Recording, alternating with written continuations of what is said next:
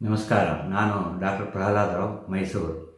ಇಂದು ನಾನು eating disorder ಅಂದರೆ ಬುಲಿಮಿಯಾ, anorexia ನರ್ವೋಸ ಅಂತ ಹೇಳ್ತೀವಿ, ಇದ್ರ ಬಗ್ಗೆ ಮಾತಾಡ್ತಾ ಇದ್ದೀನಿ. ಈಟಿಂಗ್ ಡಿಸಾರ್ಡರ್ ಅಂದರೆ ತಿನ್ನುವ ಆಹಾರ ಕ್ರಮ ಸರಿ ಇಲ್ಲದೆ ಇರೋದು. ಇದರಲ್ಲಿ ಅನೋರೆಕ್ಸಿಯಾ ನರ್ವೋಸ ಅಂತ ಹೇಳ್ತೀವಿ. ತಿನ್ನೋದನ್ನೇ ಅವಾಯ್ಡ್ ಮಾಡ್ತಾರೆ, ಭಾಳ ತೂಕ ಕಮ್ಮಿ ಇರುತ್ತೆ, ಸಣ್ಣಕ್ಕಿರ್ತಾರೆ. ಇದೆಲ್ಲ ಸಾಧಾರಣ ಹುಡುಗಿಯರಲ್ಲಿ ಕಾಮನ್ನು. 16 ವರ್ಷದಿಂದ 20 ವರ್ಷದ ಹುಡುಗಿಯರಲ್ಲಿ ಕಾಮನ್ ಇರುತ್ತೆ. ಹುಡುಗರಲ್ಲೂ ಇರುತ್ತೆ, ಬಟ್ ಹೆಂಗಸರಲ್ಲಿ ಜಾಸ್ತಿ. ಇನ್ನು ಬುಲಿಮಿಯಾ ನರ್ವೋಸ ಅಂತ ಇರುತ್ತೆ. ಇಲ್ಲಿ ಬಿಂಜ್ ಈಟಿಂಗ್, ಸಿಕ್ಕಾಪಟ್ಟೆ ತಿಂತಾರೆ, ನಂತರ ತೂಕ ಜಾಸ್ತಿ ಆಗುತ್ತೆ ಅಂತ ಅದನ್ನು ವಾಂತಿ ಮಾಡ್ಕೊಳ್ಳೋದಾಗಲಿ, ಬೇದಿ ಆಗಲಿ ಅಥವಾ ಮೈ ನೀರು ಹಂಗೆ ಎಲ್ಲ ಮಾಡ್ಕೋತಾರೆ. ಇದ್ರ ಬಗ್ಗೆ ನಾವು ಇವಾಗ ಕೂಲಂಕುಷವಾಗಿ ತಿಳಿಸ್ಕೊಳ್ಳೋಣ. ಈ ಈಟಿಂಗ್ ಡಿಸಾರ್ಡರ್ಗೆ ಬಹುಮುಖ್ಯ ಕಾರಣ ಸೈಕಾಲಜಿಕಲ್ ಬಿಹೇವಿಯರ್ ಪ್ರಾಬ್ಲಮ್ ಆಗಿರುತ್ತೆ ಅಥವಾ ಸೋಷಿಯಲ್ ಫ್ಯಾಕ್ಟರ್ ಆಗಿರುತ್ತೆ. ಎಷ್ಟೋ ಸಲ ಜೆನೆಟಿಕ್ ಫ್ಯಾಕ್ಟರ್ ಕೂಡ ಸಾಧ್ಯತೆ ಇದೆ, ಮತ್ತು ಬಯಾಲಜಿಕಲ್ ಕಾಸ್. ಅನೋರೆಕ್ಸಿಯಾ ನರ್ವೋಸ ಇದು ಒಂದು ಲಾಸ್ ಆಫ್ ಅಪಟೈಟ್ ಮತ್ತು ಬಿಹೇವಿಯರಲ್ ಪ್ರಾಬ್ಲಮ್ ಇರುತ್ತೆ. ಅವರು ಊಟ ಮಾಡೋದನ್ನೇ ಅವಾಯ್ಡ್ ಮಾಡ್ಕೋತಾರೆ, ಭಾಳ ಸಣ್ಣಗಾಗ್ತಾರೆ, ತೂಕ ಕಮ್ಮಿ ಆಗುತ್ತೆ.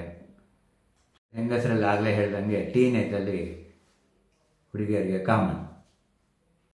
ಯಾವಾಗ ತಿನ್ನೋದನ್ನು ಕಮ್ಮಿ ಮಾಡ್ತಾರೆ, ಈ ಅನೋರೆಕ್ಸಿಯಾ ನರ್ವೋಸದಲ್ಲಿ ಆಸ್ಟೋಪೊರೋಸಿಸ್, ಆಸ್ಟೋಪೆನಿಯಾ ಕಾಮನ್. ಅನಿಮಿಯಾ ಇರುತ್ತೆ, ಮಸಲ್ ವೇಸ್ಟಿಂಗ್ ಇರುತ್ತೆ, ಮಸಲ್ ವೀಕ್ನೆಸ್ ಇರುತ್ತೆ. ಕೂದಲು ಕೂಡ ಬ್ರಿಟಲ್ ಆಗಿಬಿಡುತ್ತೆ, ಮಧ್ಯ ಕಟ್ಟಾಗ್ತಾ ಇರುತ್ತೆ. ನೇಲ್ ಕೂಡ ಬ್ರಿಟಲ್ ಆಗಿ ಅರ್ಧಂಬರ್ಧ ಕಟ್ಟಾಗ್ಬಿಡ್ಬೋದು. ನೇಲ್ ರಿಡ್ಜಸ್ ಬರುತ್ತೆ. ಚರ್ಮ ಯಾವಾಗಲೂ ಒಂಥರ ಒಣಕೊಂಡಂಗಿರುತ್ತೆ, ಸಣ್ಣ ಸಣ್ಣ ಹೇರು ಬರೋ ಸಾಧ್ಯತೆ ಇರುತ್ತೆ, ಅಲ್ಲಲ್ಲೇ ಕೂದಲು ಬರೋ ಸಾಧ್ಯತೆ ಇರುತ್ತೆ. ಇಬ್ಬರಿಗೆ ಯಾವಾಗಲೂ ಮಲಬದ್ಧತೆ ಅಂದರೆ ಕಾನ್ಸ್ಟಿಪೇಷನ್ ಸಾಮಾನ್ಯ. ಯಾವಾಗಲೂ ಕೈಕಾಲು ಒಂಥರ ತಣ್ಣಗಿರುತ್ತೆ, ಟೆಂಪ್ರೇಚರ್ ಕಮ್ಮಿ ಆಗುತ್ತೆ, ಸುಸ್ತು, ಯಾವಾಗಲೂ ಒಂಥರ ಡ್ರೌಸಿ ಆಗಿರ್ತಾರೆ, ನಿದ್ದೆ ಬರೋಂಗಾಗುತ್ತೆ, ಬೀಳೋ ಚಾನ್ಸಸ್ ಇರುತ್ತೆ. ಇದಲ್ಲದೇ ಹಾರ್ಟಿಗೂ ಕೂಡ ತೊಂದರೆ ಆಗ್ಬೋದು. ಅದರದಲ್ಲಿ ಹಾರ್ಟ್ ರೇಟ್ ವ್ಯತ್ಯಾಸ ಆಗೋ ಸಾಧ್ಯತೆ ಇರುತ್ತೆ, ಸಡನ್ನಾಗಿ ಗಾಬರಿ ಆಗೋದು, ಹಾರ್ಟ್ ವ್ಯಾಲ್ವ್ ಪ್ರಾಬ್ಲಮ್ ಇರುತ್ತೆ, ಹಾರ್ಟ್ ಅಟ್ಯಾಕ್ ಆಗೋ ಚಾನ್ಸಸ್ ಜಾಸ್ತಿ ಇರುತ್ತೆ. ಇನ್ನು ಬ್ರೈನ್ ಡ್ಯಾಮೇಜ್ ಕೂಡ ಆಗ್ಬೋದು, ಮಲ್ಟಿ ಆರ್ಗನ್ ಫೇಲ್ಯೂರ್ ಆಗ್ಬೋದು, ಸಡನ್ ಡೆತ್ ಆಗ್ಬೋದು. ಈ ಸ್ಟಾರ್ವೇಷನಿಂದ ಅದರ ಕಾಂಪ್ಲಿಕೇಶನ್ನಿಂದ ಕೂಡ ಸಾಯ್ಬೋದು. ಅಥವಾ ಕೆಲವು ಸಲ ಸೂಯಿಸೈಡ್ ಟೆಂಡೆನ್ಸಿ ಅಂತ ಹೇಳ್ತೀವಿ, ಆತ್ಮಹತ್ಯೆ ಮಾಡ್ಕೊಳ್ಳೋ ಸಾಧ್ಯತೆ ಕೂಡ ಹೆಚ್ಚಾಗಿ ಅನೋರೆಕ್ಸಿಯಾ ನರ್ವೋಸ ಪೇಷಂಟ್ಗಳಲ್ಲಿ ಇರುತ್ತೆ. ಇದಲ್ಲದೇ ಅನೋರೆಕ್ಸಿಯಾ ನರ್ವೋಸ ಪೇಷಂಟಲ್ಲಿ ಡಿಪ್ರೆಷನ್ ಹೋಗೋ ಸಾಧ್ಯತೆ ಇರುತ್ತೆ. Drug abuse common. Depression, anxiety, neurosis ಇವೆಲ್ಲ ಸರ್ವೇ ಸಾಮಾನ್ಯ. ಇದಕ್ಕೆ ಟ್ರೀಟ್ಮೆಂಟು ಮಾಡೋಕ್ಕೆ ಮುಂಚೆ ECG, ಬಯೋಕೆಮಿಕಲ್ ಪ್ಯಾರಾಮೀಟರ್ಸ್ ಎಲ್ಲ ನೋಡಿಕೊಂಡು, ಎಷ್ಟೋ ಜನಕ್ಕೆ ಶುಗರ್ ಕೂಡ ಬಂದಿರುತ್ತೆ, ಇರೆಗ್ಯುಲರ್ ಮೀಲ್ ಆದ್ದರಿಂದ ನೋಡಿಕೊಂಡು ಸೈಕೋ ಬಿಹೇವಿಯರಲ್ ಥೆರಪಿ ಕೊಡಬೇಕಾಗುತ್ತೆ, ನರ್ಸಿಂಗ್ ಕೇರ್ ತೊಗೋಬೇಕಾಗುತ್ತೆ, ಮೆಡಿಸಿನ್ಸ್ಗಳು ಕೊಡ್ತಾ ಇರ್ತೀವಿ, ನ್ಯೂಟ್ರಿಷನಲ್ ಥೆರಪಿ ಕೊಡಬೇಕಾಗುತ್ತೆ. ಇದಲ್ಲದೇ ಸಮಾಜಕ್ಕೆ, ಅವರ ಫ್ಯಾಮಿಲಿಗೆ ಕೂಡ ನಾವು ತಿಳುವಳಿಕೆ ಕೊಡಬೇಕಾಗುತ್ತೆ. ಯಾವುದೇ ಟ್ರೀಟ್ಮೆಂಟ್ ಹೀಗೆ ಅಂತ ಸ್ಟ್ರಿಕ್ಟಾಗಿ ಹೇಳೋಕ್ಕಾಗಲ್ಲ, ಇಂಡಿವಿಜುವಲ್ ಆಗಿ ನಾವು ಟೈಲರಿಂಗ್ ಮಾಡಿ ಅವರಿಗೆ ಟ್ರೀಟ್ಮೆಂಟ್ ಕೊಡ್ತೀವಿ. ಇನ್ನು ಬುಲಿಮಿಯಾ ನರ್ವೋಸ ಇದಕ್ಕೆ ಬಂದರೆ, ಇಲ್ಲೂ ಕೂಡ ಓವರ್ ಈಟಿಂಗ್ ಇರುತ್ತೆ. ಅವರ ದೇಹ ತೂಕ ನಾರ್ಮಲ್ ಇರ್ಬೋದು, ಕಮ್ಮಿ ಇರ್ಬೋದು, ಅಥವಾ ಜಾಸ್ತಿನೇ ಇರ್ಬೋದು. ಇವರು ಸಿಕ್ಕಾಪಟ್ಟೆ ತಿಂತಾ ಇರ್ತಾರೆ.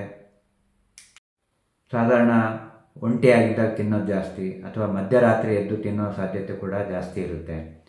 ಆದರೆ ಅವರಿಗೆ ವೆಯ್ಟ್ ಕಾನ್ಷಿಯಸ್ ಇರುತ್ತೆ, ಅಂದರೆ ನಾವು ತೂಕ ಜಾಸ್ತಿ ಮಾಡ್ಕೋಬಾರ್ದು ಅನ್ನೋ ಉದ್ದೇಶ ಇರುತ್ತೆ.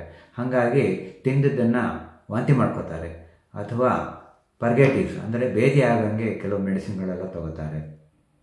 ಸಲ ಉಪವಾಸ ಕೂಡ ಮಾಡಿಬಿಡ್ತಾರೆ, ಇದ್ದಕ್ಕಿದ್ದಾಗ ಜಾಸ್ತಿ ತಿನ್ನೋಕ್ಕೆ ಶುರು ಮಾಡ್ತಾರೆ.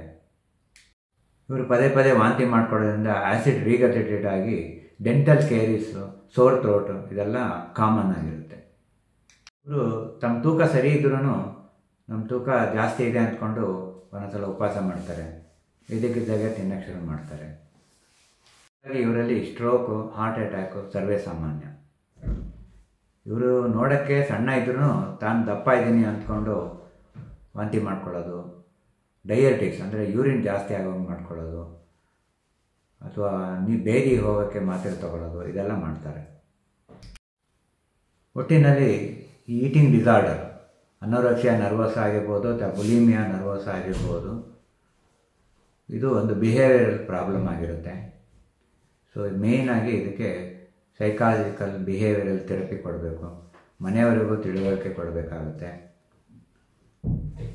ಇದ್ರ ಜೊತೆಗೆ ನ್ಯೂಟ್ರಿಷನಲ್ ಥೆರಪಿ, ಮತ್ತು ಈ ಉಪವಾಸ ಮಾಡಿರೋದ್ರಿಂದ ಬೇರೆ ಏನಾದರೂ ಹಾರ್ಟಿಗಾಗಲಿ ಬ್ರೈನಿಗಾಗಲಿ ತೊಂದರೆ ಆಗಿದ್ದರೆ ಅದಕ್ಕೆ ತಕ್ಕನಂಗೆ ಇನ್ವೆಸ್ಟಿಗೇಷನ್ ಮಾಡಿಸಿ ಅದಕ್ಕೂ ಕೂಡ ಟ್ರೀಟ್ಮೆಂಟ್ ಕೊಡಬೇಕಾಗುತ್ತೆ. ಇಷ್ಟು ಹೇಳಿ ನನ್ನ ಇಂದಿನ ಮಾತುಕತೆಯನ್ನು ಮುಗಿಸ್ತೇನೆ. ನಮಸ್ಕಾರ.